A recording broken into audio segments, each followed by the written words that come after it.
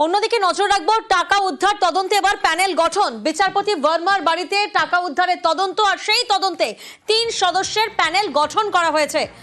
লোকসভার স্পিকারের নির্দেশে প্যানেল গঠন। বিচারপতি যশবন্ত বর্মার বাড়ি থেকে টাকা উদ্ধার হয় এবং সেই ঘটনায় এবার প্যানেল গঠন করা হয়েছে। 3 সদস্যের প্যানেল গঠন করা হয়েছে।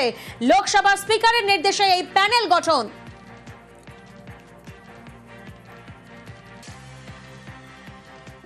বিচারপতি বর্মার বাড়ি থেকে টাকা উদ্ধারের ঘটনা এবং সেই ঘটনার তদন্তে এবার প্যানেল গঠন করা হয়েছে। 3 সদস্যের প্যানেল গঠন করা হয়েছে।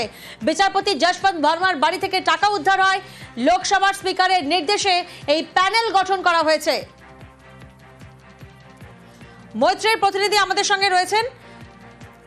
মৈত্রী, বিস্তারিত কি জানা যাচ্ছে এবার এই 3 সদস্যের যে প্যানেল গঠন করা হয়েছে, তাহলে তদন্তের অগ্রগতি এবার কোন পথে হতে চলেছে? দেখো, গত 21শে জুলাই রবিশঙ্কর প্রসাদের নেতৃত্বে 146 জন সাংসদ তারা এই জাস্টিস ভার্মার যে বিরুদ্ধে ওঠা অভিযোগের পরিপ্রেক্ষিতে তাকে তার এক্সপান্ড করা, তাকে বহিষ্কার করার জন্য বা একটি প্রস্তাব দিয়েছিলেন এবং সেই প্রস্তাবের পরিপ্রেক্ষিতেই এই কমিটি গঠন করা হলো। 3 জনের এই কমিটির নেতৃত্বে থাকছেন জন্য যে শীর্ষে থাকছেন একজন সুপ্রিম কোর্টের একজন বিচারপতি, এছাড়াও আরো 2 জন সদস্য থাকছেন। তার মধ্যে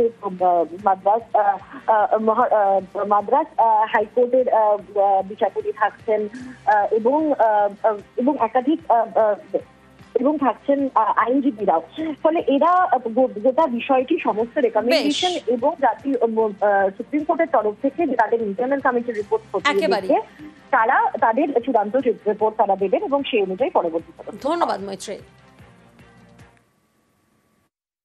भारत के राष्ट्रपति को माननीय इलाहाबाद उच्च न्यायालय के वर्तमान न्यायाधीश न्यायमूर्ति यशवंत वर्मा को न्यायाधीश जांच अधिनियम 1968 की धारा 3 के साथ भारत के संविधान के अनुच्छेद 124(4) के साथ पठित अनुच्छेद 217 और अनुच्छेद 218 के अंतर्गत उच्च न्यायालय के न्यायाधीश के पद से हटाने के लिए एक समावेदन प्रस्तुत करने का प्रस्ताव है।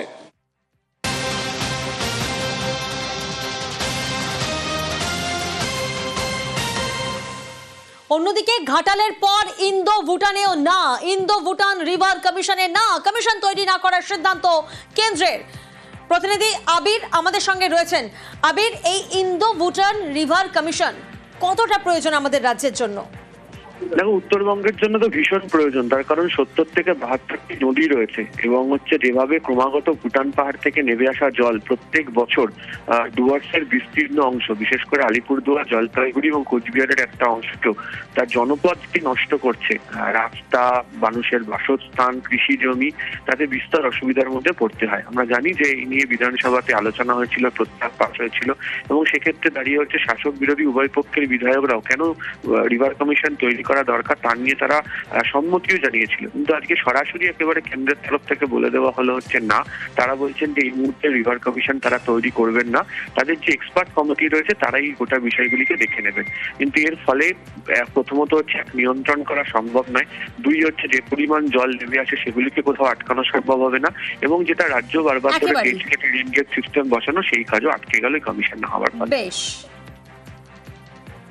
আমি জানতে চেয়েছিলাম যে সরকার ইন্দো ভুটান কমিশন করবেন কি করবেন না, করতে চাইছেন কিনা।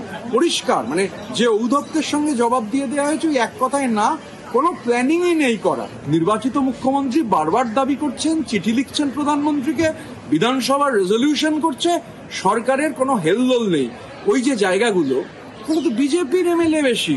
এই ইন্দো ভুটান রিভার কমিশন না হওয়ার ফলে এই রায়ডাক, এই সংকোষ, এই তোরসা, এই জলে আলিপুরদুয়ার, জলপাইগুড়ি সহ এই জায়গাগুলো ডুবে যাচ্ছে। এখন ওরা ঠিক করেছেন ওরা বাংলাকে ডোবাবেন। বাংলার মানুষ 2026-এ বিজেপিকে ডুবিয়ে দেবে, বিজেপির সলিল সমাধি বিধানসভা নির্বাচনে নিশ্চিত করবে।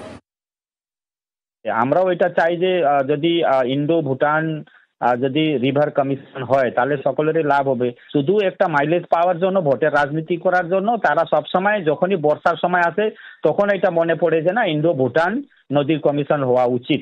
রাজ্য সরকার কেন্দ্র সরকারের কাছে প্রস্তাবটা পাঠাক, আমরাও সাথে যাব, কিন্তু তারা শুধু রাজনীতি করার জন্য এই কথা মাঝে মধ্যে তুলে যখন বর্ষা আসে সে সময় বলে। ওখানে বন্যার থেকে মানুষরা বাঁচুক এবং যেটা প্রতি বছর জমিগুলো কেটে চলে যায় সেগুলো বাঁধগুলো তৈরি করে দিয়ে মানুষের লাভ হবে, চা বাগান চলে যাচ্ছে, নিশ্চিতভাবে ভালো হবে। কিন্তু তারা নেতৃত্ব দিক, আমরাও যাবো সাথে, কিন্তু রাজনীতি করার জন্য যদি বলে তাহলে সেখানে আমরা নেই।